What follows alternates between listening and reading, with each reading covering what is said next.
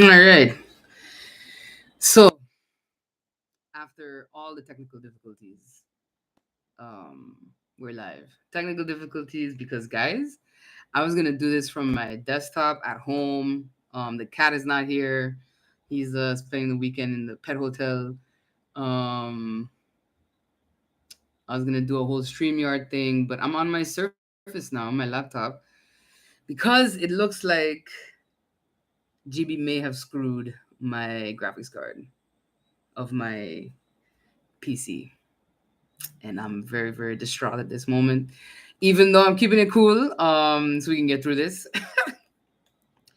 But yeah, I'm pretty sure that that's what has happened. I'm not sure. I'm talking with Luch, who helped me install it when I got it. So he's gonna have to let me know and come by and check it out. So no pretty background or blurred background. This is just my classroom slash office space at home. But yeah, let's get right into it. Let me see. So it might be a little blurry because again, I'm not on my desktop. I'm on my Surface. Just very hurriedly plugged in the webcam and decided to just kind of start this. So it might be a lag from the internet connection because my desktop is also hardwired to my connection. So if it's blurry, it's because I'm on Wi-Fi, and that's never a good thing. So yeah, with that, I'm gonna try to make it quick because yeah, we don't have the kind of setup that I would have liked to have had. So post elections, post snap elections, it's been stressful. It's been stressful. It's been a lot, mainly because I, we've been, of course, in formation and trying to sort, what we most want to see get done. Luckily, and I think very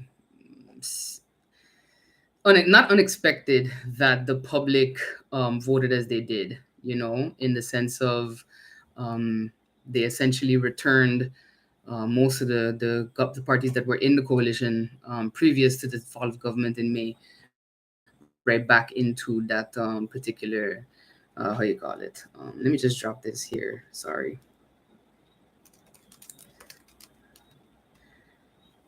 Yeah. So since elections, of course, we've been busy with formation, but we've also been busy with preparing for the end of the parliamentary year, the start of the new parliamentary year. And a lot of people were confused about that because people were texting me saying, "Oh, but where are the new MPs from the National Alliance? Where is Mr. Lewis because he's supposed to be an MP?"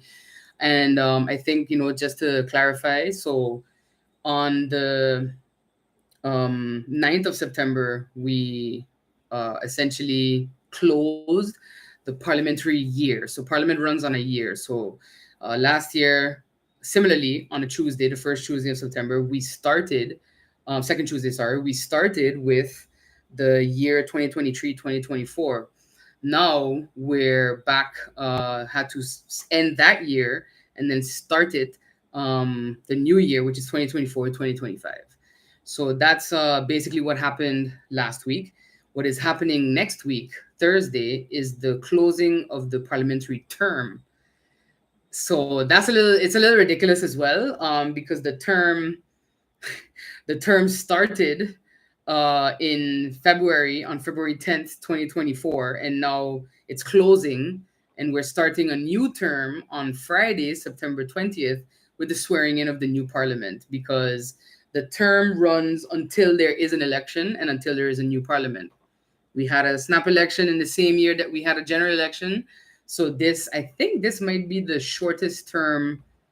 I'd have to check with the SG, but this might be the shortest term of parliament that we've had, where we had a general election in January, so a new parliamentary term started in February, and then we had a snap election in August, and so a new parliamentary term starts September 20th. So I know people were concerned about that, and they were confused as well, but that's basically the breakdown of what that is and how that's happening. So I'm stressing, guys, about my graphics card, but we'll get there. Um, so since then, of course, we had conversations with our coalition partners, and PFP has very, gratefully, we've ended up with a second ministry, which is the Ministry of Education, Culture, Youth, and Sports. Now, this is a ministry that we have asked possibly the most questions about, aside from the Ministry of Rami, of course, and Teyat. It is a ministry that we believe has been neglected for quite some time, and now we have the opportunity to, put a best foot forward and see if we can't, restore some confidence in that particular ministry and how it is run from that level. So a lot of folks were asking, well, why didn't you take justice, etc. Well, truthfully, justice is such a big ministry, and we uh, had not really thought about potential options for that. So we ended up just focusing on what we have most focused on in our manifesto, which is, of course, education. Now, some persons say, well, don't you care about justice? And I would say that no, absolutely not. I think we also, pressed the former Minister of Justice quite often on, certain decisions that she was making and certain moves that she was making as minister. And essentially, I think a lot of people realize that if you can fix some of the issues that are occurring in education, you will actually fix many things that are occurring in justice in terms of crime, in terms of school bullying, school fighting. And it's not something that is left to government alone. It is something that, of course, requires the entire community and society to come together and kind of work in tandem with each other to see what best, how best we can make, yeah, how best we can help our kids grow into young adults, teenagers and young adults that are going to be contributing members of society. Now, I know some persons have been asking as well, how do you decide who, is going to be minister or so? And I want to just say that, we have always been a party that preaches about continuity. We've been a party that preaches about making sure that the person who is best for the job is in the job. And initially, of course, the individual that we had put forward to be Minister of Rami was Rayon Peterson. And due to what we still maintain is the governor using his subjective opinion to hold back his appointment, therefore delaying basically to wait for the outcome of the Supreme Court ruling on a case related to national ordinance in Curacao. Mr. Peterson could not be Minister of Rami. So what ended up happening is that we had Patrice Gums, who was our Minister Plenipotentiary at the time, was in the Netherlands. And ultimately, when the snap election was called, I said, we cannot leave. We were on the verge of submitting our next for Rami, which was Luciano Nichols. And then, ultimately, we could not do that. When the snap election was called, when government fell and Parliament was dissolved and snap elections were called, even though the MP who dropped government basically came back to the fold a couple of days later, ultimately we were told that, oh, you can't screen anyone new. For this had Veronica, the Minister of VSF, Veronica Janssen-Webster, was acting Min Rami. Now, Ms. Webster was doing her utmost best, and I have to commend her on that because handling two very big ministries is not simple. She communicated well with the Vrami cabinet that was, trying to organize work just for her to be able to review and then move forward. But ultimately, I made a decision as party leader to pull back Patrice, not just because he was already screened, and he was already there, but because ultimately he also can do the job of Minister of Rami, which he has been doing very well. Patrice, was in foreign relations, where he was actually responsible for energy transition, which gives him good insight into that. Additionally, he minored in environmental policy. So facets of what we would want to see happen outside, coming from the Ministry of Rami, sustainable development, environmental protections, and such. He's basically in that. So when I put him in the role, I knew that he would succeed, and it has been going very well. We've gotten rave reviews from persons within the ministry, persons working at our electricity company, GEBE, persons in the different industries that support our tourism industry, persons who have ultimately regular Simatnas who've been waiting 3-4 years to be able to build their home or to be able to amend something at their home. They have actually they gave me a lot of positive feedback. So that just supported the goal already of continuity in government. So we went forward with that. And I said, okay, now that we have Rami and ECYS, I will leave Patrice in that ministry. And ultimately, when I looked at ECYS, what I believed they needed was a good manager. A good manager who, has come into something broken and kind of turned it around, And I, of course, as party leader, I offered that post to MP De Weaver, coming from what she has accomplished at GB. I said, well, this would be a good challenge as well. It needs a good manager to look at it from a top-down perspective, but also someone that can build cohesion amongst people. And ultimately, I offered it to MP De Weaver, but of course, with the explanation that we're leaving Patrice in Vrami because that is where, he is. Continuity is not just about the person for the job; it's also, and what weighed heavily for me was the ministry. This is a ministry that has come off of 4 years of what some of the workers in there themselves will tell you was basic just neglect and confusion. And as someone who's worked in private sector and who has in 1 year had, I think it was a year and a half, I had 12 different managers. My manager changed 12 different times when I worked for a trust company in the Netherlands due to many upheavals that they were having structure wise, merger and acquisition wise. It takes a lot out of you as a worker to get accustomed to someone new. So that also paid into the continuity that I wanted to keep going as party leader when I looked at holistically how could we best support the workers in the Ministry of Rami and then also the workers in the Ministry of ECYS. So ultimately, though, MP De Weaver, as I said in my statement that went out on WhatsApp, to our membership, to our community group and everything, decided to stay in Parliament. So that is, moving forward from there.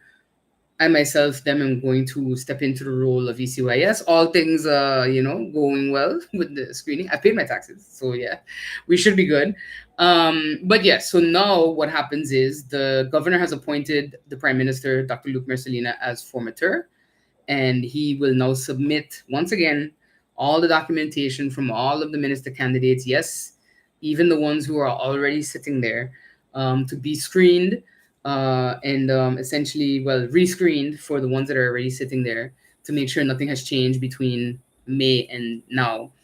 And then, yeah, that screening process will begin. And then we will see how it goes. And I think it's just 3 new persons that are coming in. So at VSA, Ms. Janssen Webster is actually going to move to Parliament. And current MP Brugge, Reginald Brugge, is going to go up into executive as the Minister of VSA. I myself am being screened for the Ministry of ECYS. And of course, the SAM party has selected Natalie Tackling as the candidate minister for Minister of Justice. Something that I'm very happy about from a professional perspective. I believe Natalie has what it takes. She has the knowledge, the temperament, and the know-how to be able to make that ministry a very positive one.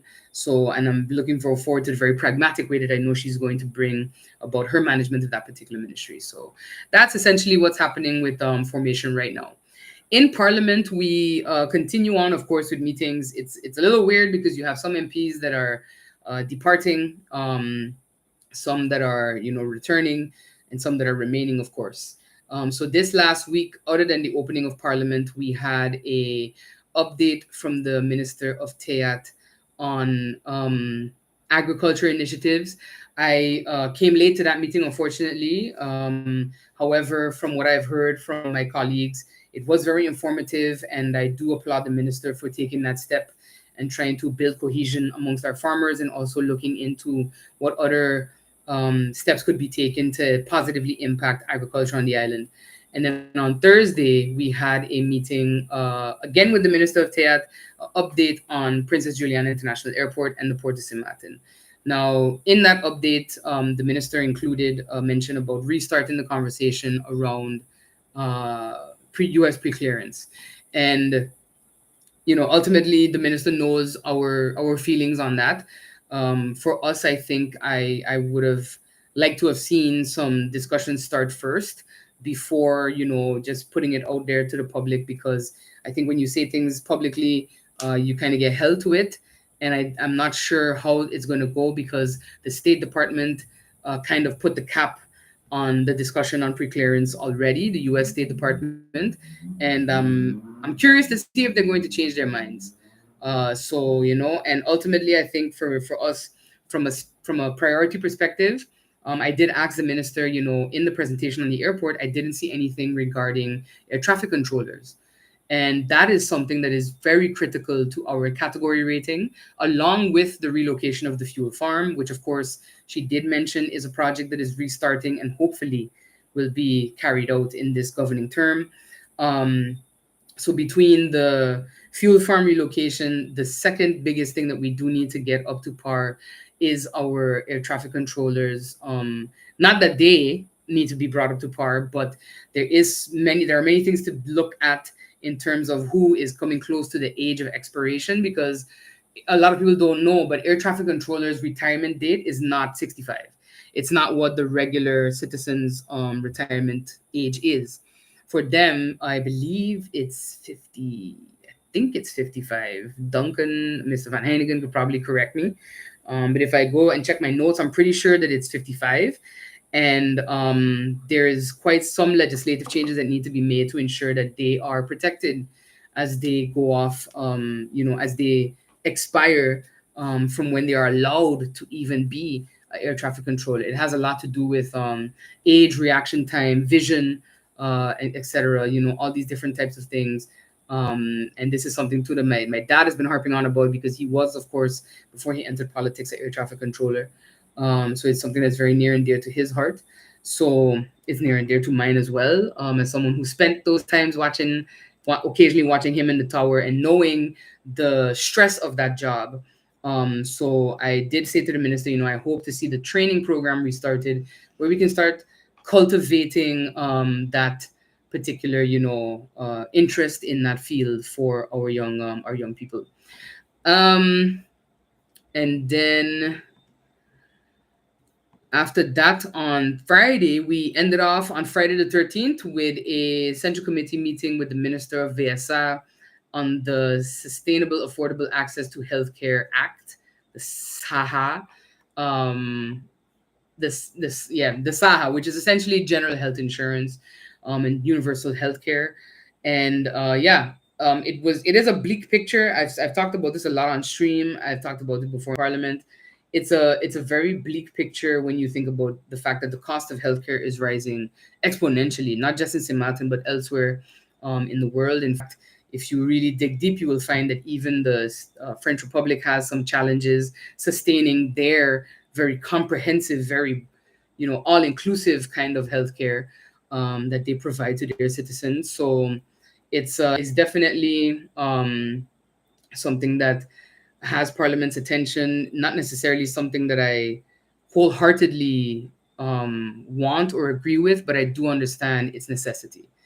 And I think that's sometimes the tightrope that we walk, right? As members of Parliament, um, we may not necessarily want to take that leap for something, but for any law or project, etc. But ultimately, if it is going to benefit the masses, that is really what matters in the end. So we will continue to review this national ordinance. It's not come to Parliament as yet. Finally, it is at the SER, the Social Economic Council. So they are going to weigh in. Interestingly enough, the other kind of competing um, employer council that was started over the last 4 years, I think it's the SEA, the SEA, or something like that. They gave it a pretty rough drum down. Like they pointed out a lot of glaring concerns that they had, all of which, of course, we are going to have to take into consideration when finally reviewing the law when it comes to Parliament. So ultimately, I thank the minister for her presentation, and yeah, the numbers are very worrying. But I do hope to see a focus on preventive care in the final version that ends up coming to Parliament after the SARES review and the Council Advice's review of the SARES advice. So yeah. And that's essentially the meetings that we had. Next week, of course, we have the credentials meeting, approving the credentials of the incoming members of parliament. And then we also have the swearing in ceremony, of course, on Friday, with the closing of the term meeting taking place on Thursday. So every MP can speak in that. In the closing of the parliamentary year, it was only faction leaders. So this time around, it's going to be everyone being able to say their piece. And yeah, we'll see how that goes. It's going to be an interesting parliament. For the first time in over 40 years, you don't have a Marlin in parliament, neither the red one or the blue/white. So that's going to be interesting. For me, it's definitely the end of an era. Having been born the year my father started politics with already one Marlin in it.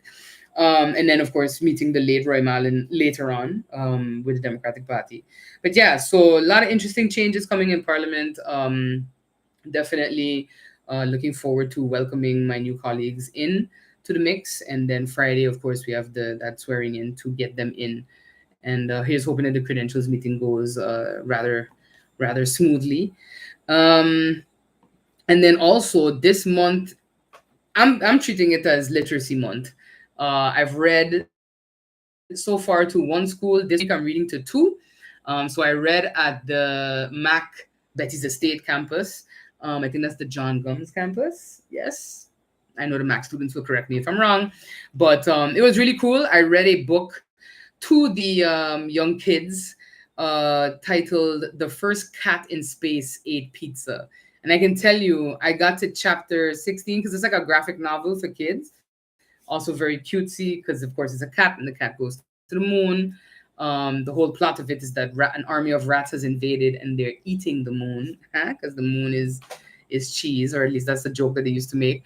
But yeah, by the time I got to the chapter that I did, which was about chapter 17 and 18, I can tell you that the cat had not yet eaten pizza. So I'm hoping that he does get there in the end. And this week, of course, I'm volunteering to read at two more schools. So looking forward to that. I love reading. I really put everything into it because I think that you need to be able to read and engage and capture people. So I urge everyone as well. If you have books in your house that you've read several times, or you're not planning to read, or you just didn't finish or so, consider donating them.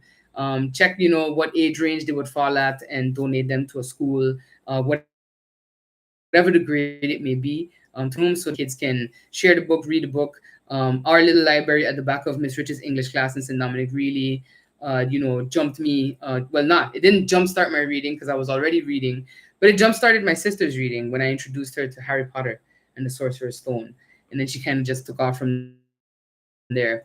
But definitely is something that I'm very passionate about, and I will have popping up related to literacy in the coming weeks that we're looking to execute via Projects for Progress.